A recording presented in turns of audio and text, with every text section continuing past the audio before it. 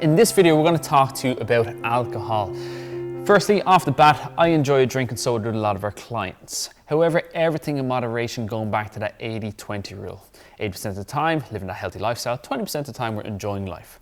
So alcohol comes with two different situations. You're either going to drink it or you're not going to drink it during your fitness journey, whatever journey you're working towards. If you're somebody who started a fitness regime or somebody who has a really clear goal and something you're trying to achieve, then option A might apply to you, which is don't drink.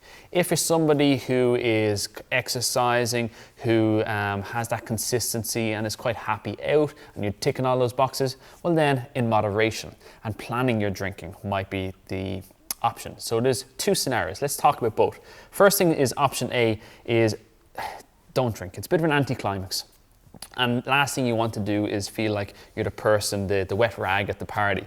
But with this, if somebody has started with us as a key example, is they're also invested a lot in themselves, invested a lot of money, they've invested a lot of time and trust in us. So in the first 4 weeks, you want to see some results. So therefore, we advise removing alcohol for 4 weeks to allow your body to be able to put all its focus on recovering from that training program, not from a heavy night out. And the reason for this is that you want to see some results so you have that really positive experience with us or with your goals and whoever you're working with. Then from there, it's about slowly introducing it and just looking at it like a system. So let's talk about that plan B, which is planned drinking and looking at developing a system around that too. So developing this system is plan your drinking ahead of time. Meaning, for example, we all love that spontaneous night out, but is plan your drinking ahead of time, meaning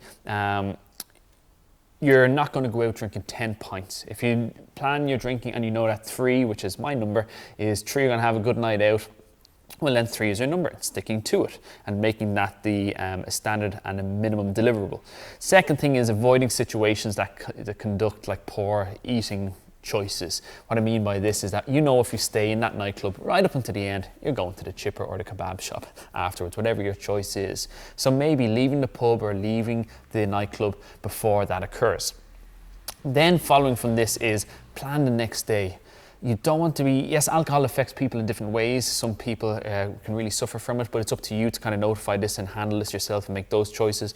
But the next day is plan your day. Get up, go for a walk, freshen the mind, get some hot water on board, plan your day and have something to work towards and make sure you're getting back on top of your nutrition and fueling your body the same way you do most of the time. Again, having that treat at the weekend, that takeaway, that brunch, that's totally fine. But just finally remember as well, with the very last point is when it comes to the weekend, planning this night out on Friday night is you don't want that domino effect. So remember calories too. So remember that it's very easy to consume, especially when you're hungover, but we don't want to get to that point.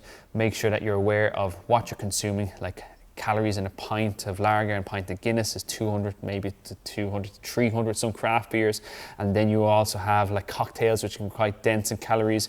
But what you might want to choose is just being aware of making that choice of what's going to suit you. Stay within your nutritional system, apply that exercise regime in a smart way and just enjoy your life and take things all in moderation and just enjoy it. Now, who has a bottle opener?